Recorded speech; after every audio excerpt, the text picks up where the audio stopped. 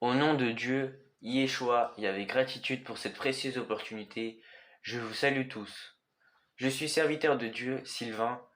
Je veux parler à vous, chers amis, de la vérité de la vie que j'ai découvert lors de mon voyage touristique en Israël avant la quarantaine.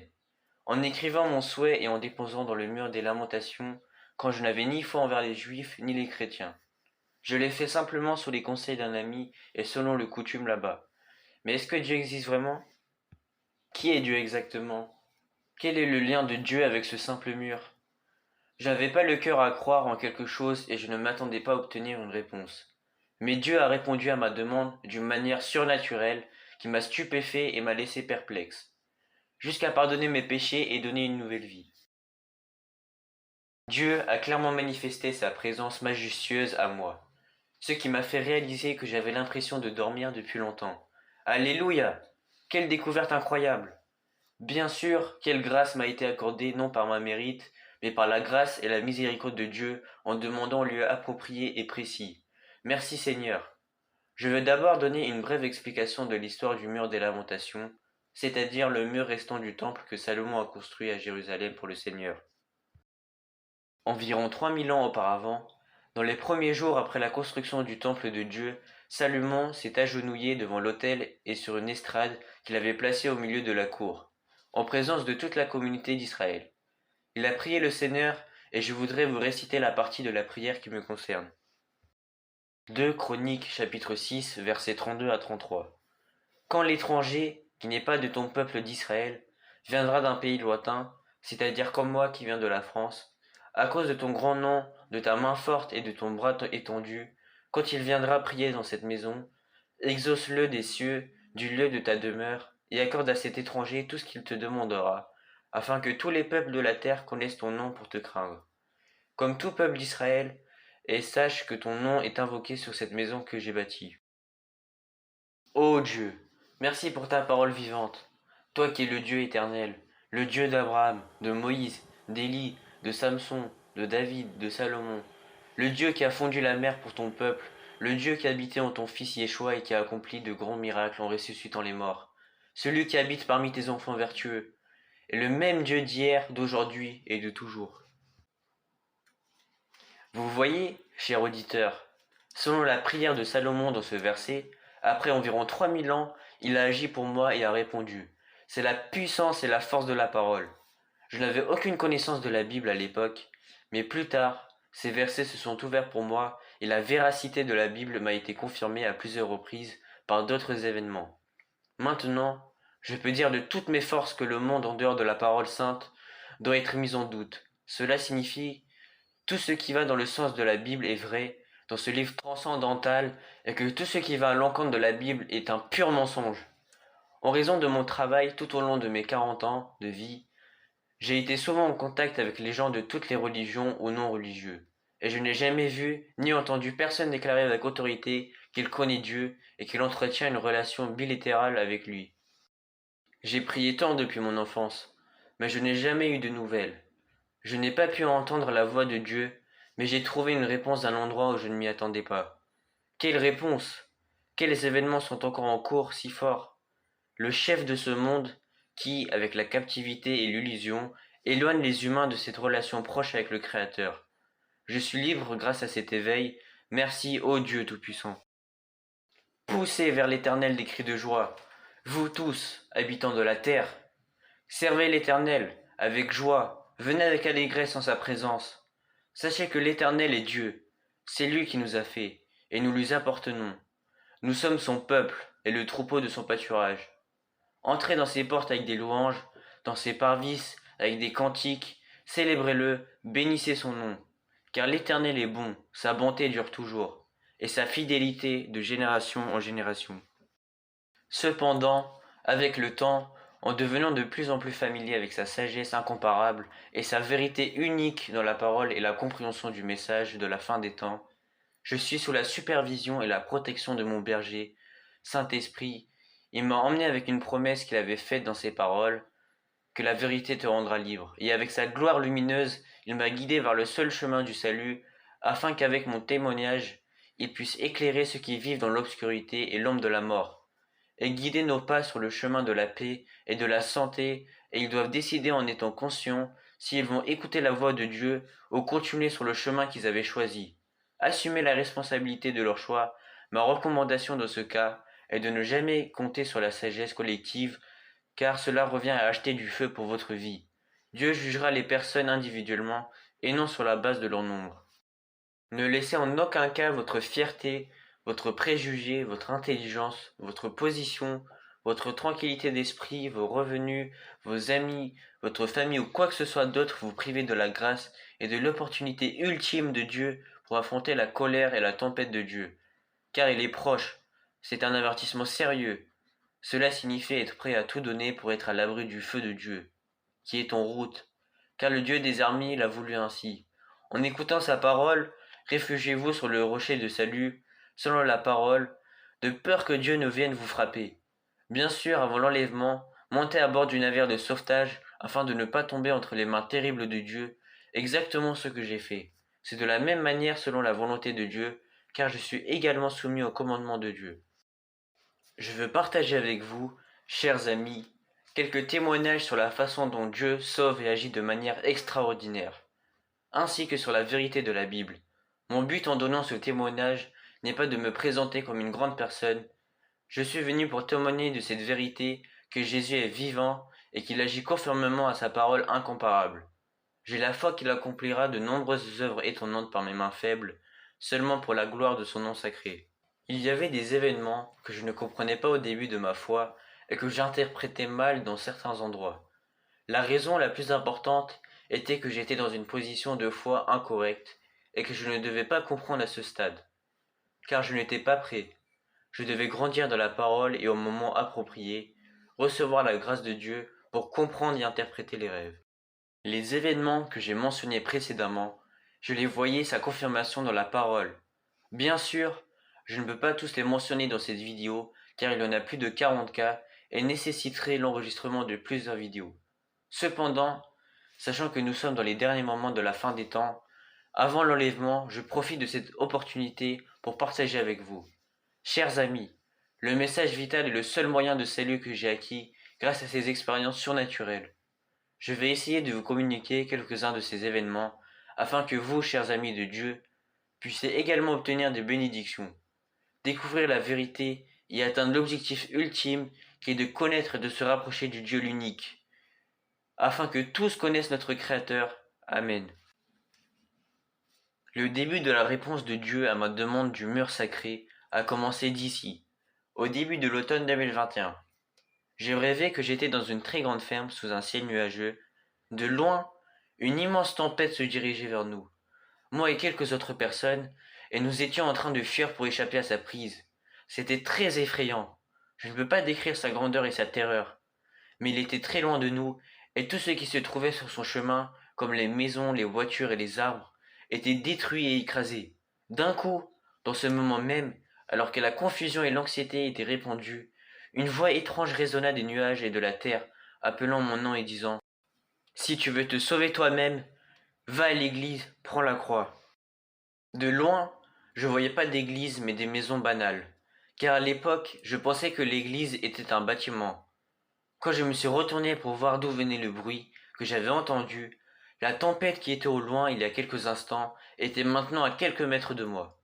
J'étais si effrayé que je me suis réveillé en sursaut de mon sommeil et j'étais heureux de réaliser que je rêvais.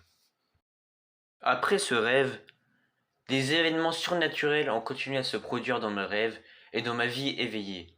Et après ma fierté de croire en Machiar, les événements continuaient encore.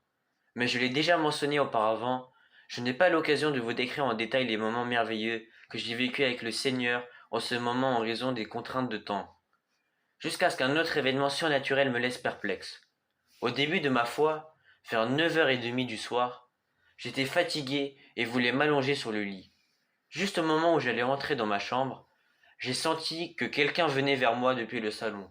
Je l'ai senti, clairement. Il était à environ un demi-mètre de moi. Avant qu'il entre en moi, j'ai vu qu'une seule partie, son épaule droite et son corps. Sa couleur était comme celle de l'eau et il est entré en moi. C'était réel. C'était une âme. J'étais effrayé. Je voulais crier, mais je me suis contrôlé. Je ne peux pas décrire ce moment. C'était incroyable. J'ai pensé que j'avais peut-être un problème psychologique. Ça ne pouvait pas être réel. Je me disais que je devais aller voir un spécialiste pour être rassuré. Je ne voulais pas faire peur à ma famille, alors je me suis décidé à aller me reposer. Si je ne me sentais pas bien, je demanderais à ma femme d'appeler les urgences, car ce que je venais de voir était inimaginable. Pour moi, c'était tellement incroyable et hors du commun. Mais quand je me suis allongé sur le lit, une douleur accompagnée de brûlures a commencé dans mon corps. J'avais déjà ressenti ces douleurs auparavant, quand j'avais mangé un poisson et qu'une arête s'est coincée dans ma gorge, et cela m'avait fait très mal, mais cette fois-ci, c'était comme si une longue arête de poisson avait été enfoncée au côté gauche de mon corps. J'avais tellement mal et mon ventre aussi a commencé à se contracter. C'était très étrange. Dès que je voulais appeler ma femme pour qu'elle appelle les urgences, soudainement, une voix dans ma tête disait: Je suis Jésus-Christ. Ces douleurs et la blessure de la lance que j'avais eue dans mon corps. Imagine cela. Je ne me souviens plus de rien après ce moment. J'ai perdu connaissance et je suis tombé dans un profond sommeil jusqu'à 9 heures le lendemain matin, ce qui était rarement arrivé auparavant. Le lendemain, je me suis réveillé avec une énergie et une force étranges. J'avais l'impression de rajeunir et j'avais un fort désir d'adorer Dieu, sans interruption, en écoutant des chants pendant au moins 8 heures par jour sans me fatiguer. Quand j'ai m'éloigné des chants de louanges, j'avais une mauvaise sensation, comme un bébé qui est séparé de son lait. Pour ne pas déranger les autres, je portais des écouteurs. Ce qui était étrange pour moi, c'était que, avant, j'écoutais mes musiques préférées avec des écouteurs au maximum une demi-heure, car mes oreilles me faisaient mal, mais maintenant, je les portais pendant des heures. Je pouvais clairement voir les changements qui se produisaient en moi. L'effet de la présence de Dieu était en moi, c'est-à-dire le baptême de l'Esprit me formait et rendait mon cœur familier et désireux de Dieu. Quel moment magnifique, mon Seigneur! Je voyais exactement la vérité qui était écrite dans la Bible, que Jésus demeure dans ses croyants, et je devais témoigner de cela. Alléluia! Maintenant, à cet âge avec de fausses croyances et d'habitudes, et la vie que j'avais et ignorant les réalités, j'avais besoin d'une reconstruction totale. Cela signifiait que je devais changer ma perspective, changer et me rapprocher de moi-même avec la volonté et les pensées de Dieu, à travers sa parole. Cela nécessitait du temps et d'une force surnaturelle que le Seigneur m'avait donnée pour atteindre la maturité spirituelle. Grâce aux enseignements et aux expériences que j'ai traversées sur ce chemin, bien sûr, j'ai fait et fait encore des erreurs, surtout au début de ma foi, car je me suis laissé guider de mes pensées humaines et non par l'Esprit Saint. En me donnant deux rêves, Dieu a écrit ma mission de la manière la plus belle possible. Dans la première, Dieu m'a montré un rêve extrêmement beau, où je me tenais au début d'une belle forêt et j'avais une lettre roulée dans ma main droite que je devais emmener de la route forestière dense. Il fallait faire un long chemin à parcourir car la route était sinueuse, montante et descendante. La fin de la route était étroite, parce qu'il m'a montré le chemin forestier vu du ciel et au début de la route. Il y avait des animaux qui étaient écartés sur le côté de la route, et quelques-uns dans ma tête a dit: Vous portez le message sans que personne te blesse. Bien que je n'ai pas été membre d'une église ou ni baptisé. J'ai reçu plusieurs rêves, mais je ne les comprenais pas ou les interprétais mal. Je me souviens même d'avoir cherché les interprétations sur Internet. Plus tard, j'ai réalisé que c'était ma mission de servir Dieu. Il était difficile pour moi de croire pourquoi Dieu avait choisi une personne faible, comme moi qui n'avais aucune connaissance ni d'expérience en la matière. Je vais passer cela car mon objectif est le message de cette vidéo. Dans le deuxième, Dieu m'a montré dans un autre rêve que je me tenais sur le toit en acier d'une tour très large avec ma femme, la nuit, et nous étions éclairés par une grande lumière. J'essayais de voir ce que Dieu voulait me montrer, mais il n'y avait rien d'autre que l'obscurité ou des choses sombres, et la lumière qui nous éclairait était également légèrement sur l'obscurité. Comme je vous l'ai dit, avec ces deux rêves clés, le projet de Dieu pour moi a été révélé. Même si à l'époque je ne comprenais pas le concept des rêves, mais avec le temps et la compréhension de la parole, Dieu m'a ouvert les yeux et j'étais très heureux. Juste en ayant la foi en Machiar, j'allais dans différentes églises avec enthousiasme. Mais j'étais contrarié par le manque d'unité contre les églises. Aller d'une église à l'autre n'était pas normal. Mais je ne contrôlais pas la situation et je ne devais pas comprendre à ce moment-là, car il y avait des objectifs derrière ces événements. Pour tout le monde, c'était désordonné et ils se moquaient, mais je devais être témoin de certaines choses dans les différentes églises, car c'était en partie de mon programme de travail. Regarder des événements tels que s'agenouiller devant la statue de Marie et prier. Un ami disait que grâce à Marie, nous avons connu Dieu. Ou encore lors d'une cérémonie où tous s'agenouillaient devant un miroir en forme de soleil. J'ai demandé ce que c'était. Il m'a dit que c'était la manifestation de la présence sacrée de Dieu. Ou lors de la Sainte Seine, le prêtre distribuait du pain à tous. Mais seul le prêtre buvait du vin. J'étais membre d'une église protestante où j'ai été baptisé pendant la quarantaine. L'église avait loué une salle qui exigeait une preuve de vaccination obligatoire, donc si nous n'avions pas de passe sanitaire, nous ne pouvions pas participer au culte en personne. Mais seulement en ligne ou par exemple, lors de la cérémonie de la Sainte Seine, ils utilisaient du jus de raisin à la place du vin, et quand je demandais pourquoi, ils disaient que c'était parce que certains étaient musulmans avant de devenir chrétiens, et qu'il leur était difficile de boire du vin. Ou qu'ils disaient que dans la traduction grecque, le terme utilisé signifiait produit de raisin. Et puis ils disaient peu importe, c'est le cœur qui est important. Ils apportaient des justifications humaines. Ils ne parlaient que de l'amour de Dieu. Dans de nombreux versets importants, les versets ont été rendus pâles et symboliques. Les interprétations m'ont pesé lourd sur le cœur à l'époque. Jusqu'à 3 semaines avant la dernière Pentecôte, j'ai décidé de jeûner en l'honneur du Père, Fils et du Saint-Esprit. La première semaine, je prierai pour Dieu, le Père et uniquement pour le Père. La deuxième semaine, je priais pour Dieu le Fils et uniquement pour le Fils. Et de la même manière, la troisième semaine pour Dieu le Saint-Esprit. J'ai invité les serviteurs, frères et sœurs de l'Église à venir chez moi pour célébrer la Pentecôte et baptiser mes 2 enfants en ce jour saint. Jusqu'à ce qu'il ne reste exactement 3 jours avant la Pentecôte, j'étais assis dans la salle de ma maison. Soudain mon cœur a parlé. Dieu a dit que le Père, le Fils et le Saint-Esprit sont un. Une telle passion m'a envahi avec émerveillement, indescriptible. Dieu me parlait dans mon cœur. Seigneur, imaginez-vous cela? Est-ce même possible? Ô Dieu, merveilleux et étonnant, seul le Créateur peut faire une telle chose. Un Créateur qui a créé le cœur. Alléluia! Mais ma passion s'est rapidement transformée en peur, car je suis le seul chrétien à comprendre cela. Tout à coup, mes yeux se sont posés sur la télévision et j'ai vu une vidéo sur YouTube intitulée La Trinité et l'enseignement antichrist. Il est impossible, Seigneur, de savoir exactement quelque temps après que tu m'aies parlé dans le cœur, sans que j'aie parlé à personne, ni cherché quoi que ce soit à ce sujet, sans aucune intervention, que je puisse voir exactement le même sujet que Dieu a mentionné dans mon cœur. Pourquoi, par exemple, n'y a-t-il pas d'autres sujets à la télé? Rien n'est rien. C'était très rapide. C'était un autre miracle. Tous ces événements se sont produits en quelques secondes. L'Éternel est mon berger, je ne manquerai de rien. Car le Seigneur, l'Éternel, ne fait rien sans avoir révélé son secret à ses serviteurs les prophètes. Bien sûr, il n'y avait pas de secret, car Dieu avait révélé à travers le prophète, le dernier ange messager, Branham, à ses enfants depuis des années que le 8e n'existe pas et n'existera jamais. La parole a été ouverte pour la marier, et la vérité de la parole a été révélée.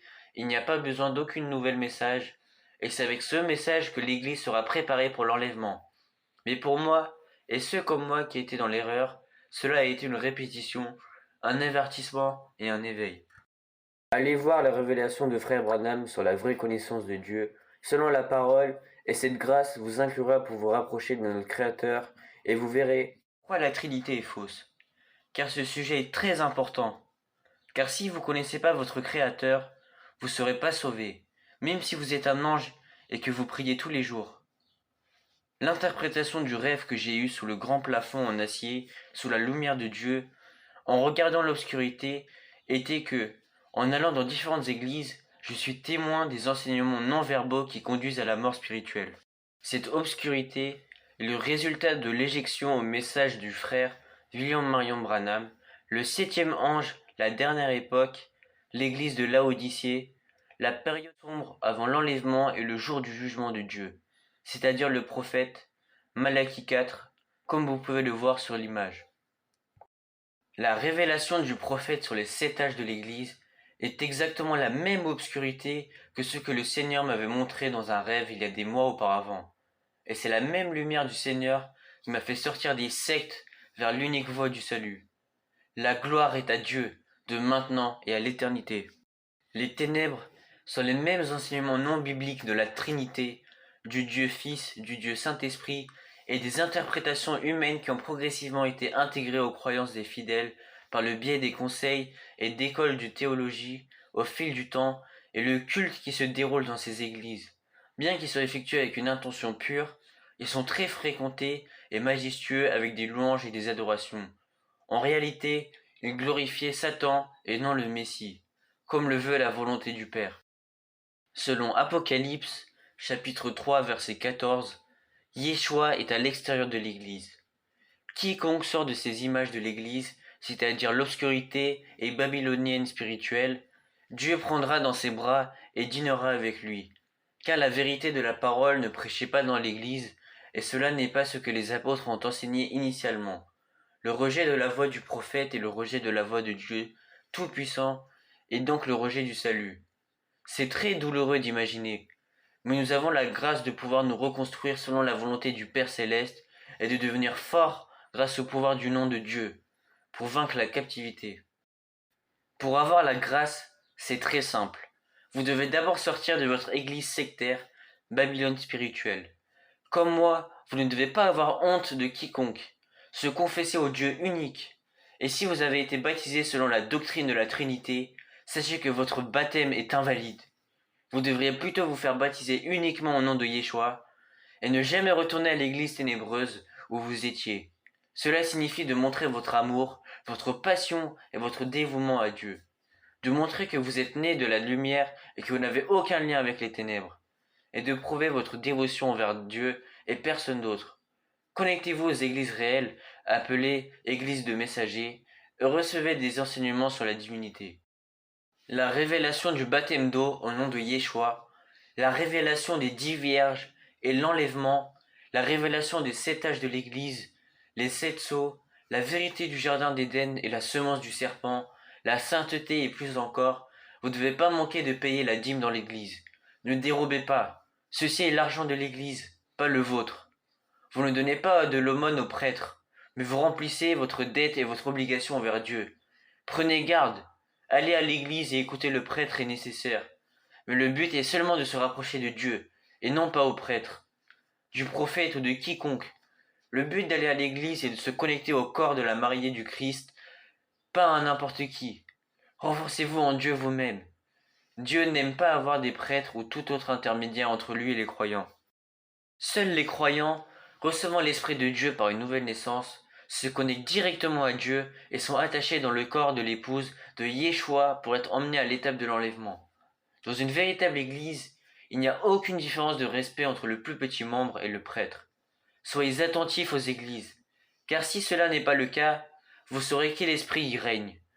Parce que vous savez que le seul chemin vers le salut est la grâce de Dieu, et toute l'église porte ce nom et le bon endroit. Vous vous trompez beaucoup. Le malin se cache partout pour attaquer ces églises qui a malheureusement réussi. C'est pourquoi j'ai demandé l'aide de notre Père céleste pour résoudre les désaccords doctrinaux et promouvoir l'unité de l'Église. Le Seigneur m'a montré, frère de Mars, comme un moyen de le faire.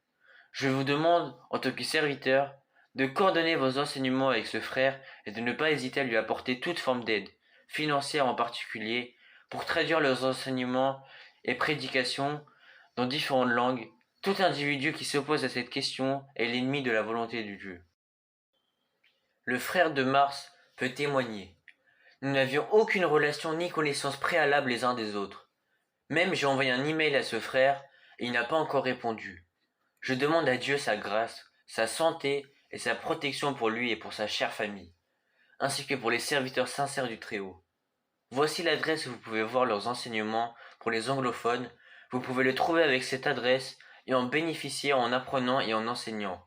Le méchant a fondé tant de facultés de théologie, de doctorats, d'experts et de conseils pour arracher la racine du salut de ces mêmes centres sataniques. Dans la parole, nous avons vu maintes fois l'exemple. Par exemple, à l'époque de Yeshua, à cause du conseil satanique des pharisiens et des spécialistes de Torah. Ils ont empêché la plupart des Juifs de bénéficier de la grâce et du salut, laissant ainsi les versets évidents qui témoignent dans la Torah à l'époque et en présence de Yeshua sans bénéfice, parce que la majorité d'entre eux ont regardé ces conseils religieux et des experts et des doctorats, et comme aujourd'hui, les mêmes accusations qui ont été portées contre le Fils de Dieu à cette époque, ils disaient que ça venait du diable. Ils répètent exactement les mêmes accusations contre le prophète de Dieu, cette fois-ci encore une fois, de l'école de théologie, des médecins, des spécialistes ou un prêtre. Malheureusement, les croyants à tort considèrent que le nombre maximum, l'onction, les forces, les dons, les miracles et les bénédictions qui sont tous réels sont des indications de la satisfaction de Dieu et de l'approbation de leur chemin de foi correct. Au début, cela a été donné pour encourager et se rapprocher de Dieu. Mais après un certain temps, non seulement vous ne vous êtes pas rapproché de Dieu, mais vous vous êtes rapproché du prêtre, des légendes et des interprétations non bibliques telles que la Trinité, le Dieu Fils, les traditions, etc. Vous êtes dans l'illusion d'être sauvé. Vous avez remplacé l'Esprit de Dieu par l'Esprit des démons. N'oubliez pas que le diable apparaîtra toujours sous forme de lumière angélique jusqu'au jour de son jugement. À partir de cette même lumière qui a créé des mythes et des idées non verbales pour nous, comme quoi les femmes peuvent également être prêtres. Il n'y a rien de mal à porter n'importe quel type de vêtements. Les femmes peuvent se marier avec des femmes et les hommes avec des hommes, car Dieu est amour. Ce sont des justifications humaines. La Bible date de 2000 ans, on peut s'adapter, etc. Si vous n'êtes pas sur le seul chemin que je vous ai expliqué, vous devriez avoir peur, car vous marchez selon le chemin du monde. Si vous êtes un ange, parfait et sans défaut, aux yeux de Dieu, vous serez considéré comme méchant. C'est pourquoi Yeshua a dit, je suis venu pour vous sauver, et non pour voler ou tuer. En d'autres termes, il veut nous guider du deuxième chemin qui est au monde où nous sommes tous, vers le premier chemin qui mène au salut. Heureux ceux qui reçoivent le salut et reviennent à la volonté de Dieu, c'est-à-dire le seul chemin qui nous est destiné. Je vous prie de prêter attention au message que je vous ai pour vous et de l'examiner attentivement plutôt que de me juger moi-même. Je vous conduirai à la vérité de la parole. Les gens des trois dieux ou quoi que ce soit sont logiques aux yeux du grand public, mais cela est hors de parole de Dieu. Ce même erreur que la plupart commettent, sans écoutant et en croyant au message de la prophète Branham, qui nous a été envoyé par Dieu afin que nous soyons protégés non seulement de la malédiction de Dieu, mais également de la tempête de sa colère, et avoir la vie, mais malheureusement, la plupart du temps, au lieu d'étudier le message du prophète avec la parole et avec action de grâce pour la révélation et la lumière et ouvrir la porte pour la marier, vous écoutez les experts en apparence théologique, malheur à eux pour le jour du jugement. Pourquoi, en apprenant le message, nous recevons le salut de cette période? Parce qu'à un moment donné, la mariée de Yeshua est enlevée, qu'il amène la compréhension et la reconnaissance de la foi, de la position et de la volonté de Dieu à la perfection par la volonté de Dieu. Comme tout progresse dans ce monde, de même Dieu attend de nous que nous progressions et nous comprenions sa volonté dans le dernier âge de l'Église, de manière plus avancée que pendant le sixième âge qui remonte à environ 100 ans, afin que nous puissions être enlevés. Ainsi, comme tout progresse et évolue, ainsi à la fin des temps, ceux qui atteindront le niveau de perfection, qui est la connaissance de Dieu, seront enlevés et cela n'est possible qu'en comprenant le message du prophète. L'Esprit Saint nous fait conduire à toute vérité, non pas des interprétations humaines ou toute chose qui n'est pas mentionnée dans les Écritures, telles que Dieu en trois personnes, la Trinité, Dieu le Fils, Dieu l'Esprit Saint, Marie la Mère de Dieu, et ainsi de suite. Nous avançons rapidement vers l'Apocalypse de plus en plus clairement, et les signes en sont clairement visibles. Les humains seront esclavagisés par le diable sous le projet mondial, et enfin le retour secondaire de Dieu marquera la défaite complète de Satan. Dieu m'a montré deux rêves différents en septembre dernier, avant le début de la guerre entre la Russie et l'Ukraine. Mais je n'ai pas compris le lien entre ces deux rêves. Le premier rêve était de la campagne électorale d'Éric Zemmour, avec une foule portant des drapeaux français, exactement la même campagne qui se déroulait à Paris. J'ai vu dans mon rêve suivant une explosion. C'était terrible. Même y penser me terrifiait. J'ai pensé à tort que le président de la France serait Éric Zemmour, et qu'une explosion ou une guerre se produirait à cause de lui. Cependant, plus tard, avec la malheureuse réélection de Macron et ses politiques erronées, son soutien à la communauté mondialiste, diabolique, la France et le peuple français sont mises dans la position la plus dangereuse qui n'ait jamais connue. La seule chose qu'on puisse faire pour amener un grand nombre de personnes à croire en la seule voie de salut que je vous ai expliquée, c'est de prier pour que Dieu ait pitié d'eux, car en dehors de cette voie, Dieu n'a jamais écouté ni écoutera aucune prière. Si vous avez obtenu une réponse autre que celle-ci jusqu'à présent, c'était des mensonges, soit c'était des démons. Je crois que nous allons bientôt entrer dans une tragédie terrible en raison de la poursuite de ces guerres. Personne ne sait exactement quand notre Seigneur reviendra, mais ce que je suis sûr, c'est que l'enlèvement de l'Église du Seigneur est proche. Ma demande et ma prière aux enfants de Dieu sont qu'ils prient et demandent plus que jamais pour le retour de notre Seigneur, ainsi que pour notre unité et la solidité de notre foi. Surtout dans mes humbles prières, nous devons être beaucoup plus que jamais des témoins de la promesse glorieuse de notre Seigneur pour être prêts à son retour imminent. Je pense que j'ai réussi à transmettre un message important qui peut éclairer certains auditeurs. Pas tous, mais peut-être ceux qui sont perdus. Je vous demande de bien écouter plusieurs fois et de regarder attentivement cette vidéo lorsque vous la diffuserez. Prenez en compte vous-même, ne restez pas les bras croisés dans un monde rusé, car demain, vous êtes celui qui devra répondre, pas votre berger ni quelqu'un d'autre. Je vous confie, chers amis de Dieu, à la grâce de notre Seigneur, Yeshua, jusqu'à la prochaine rencontre, je vous prie. Père céleste, je viens à toi avec gratitude au nom glorieux de Yeshua Mashiach. Tu es béni depuis l'éternité jusqu'à l'éternité, et ton règne qui est dans les cieux doit aussi venir sur la terre aussi rapidement que possible. Nous attendons avec impatience ta glorieuse présence pour apporter une véritable paix sur la terre. Je te remercie pour ta bonté et ta grâce, qui ont inclus ma pauvre et pécheresse personne, non pas en raison de mes mérites, mais grâce à toi. J'ai pu connaître le seul vrai Créateur. Je suis reconnaissant pour la gentillesse de ton Fils, mon Seigneur et mon Roi. Grâce à son sang sacré, je suis devenu ton Fils, et j'espère être proche de ta miséricorde. Je suis reconnaissant que tu as répondu à mes prières et que tu m'as rapproché de toi et éduqué pour que je puisse te connaître encore plus. Je suis reconnaissant que tu m'as placé sur un chemin et guidé avec la lumière de ta gloire, et familiarisé avec la vérité et le message de la fin des temps pour me sauver des sectes. Avec mon témoignage de cette grâce, que les auditeurs puissent en bénéficier également lors de ces derniers moments du temps. Merci pour ton amour éternel. Que cela soit un témoignage pour ceux qui rejettent ces dernières grandes bénédictions. Qu'il n'ait aucune excuse ni plainte contre toi, mon Dieu, car tu es un Dieu d'amour, et tu m'as prouvé cela. Tu aurais pu frapper la terre sans préavis, mais grâce à ton amour, tu as accordé ces dernières chances à tous. Ô Dieu, ouvre les oreilles et les esprits de ceux qui écoutent et sanctifie-les. Accorde-leur la compréhension, passion, enthousiasme et une soif immense afin qu'ils suivent ta parole, la plus juste pour atteindre la vérité.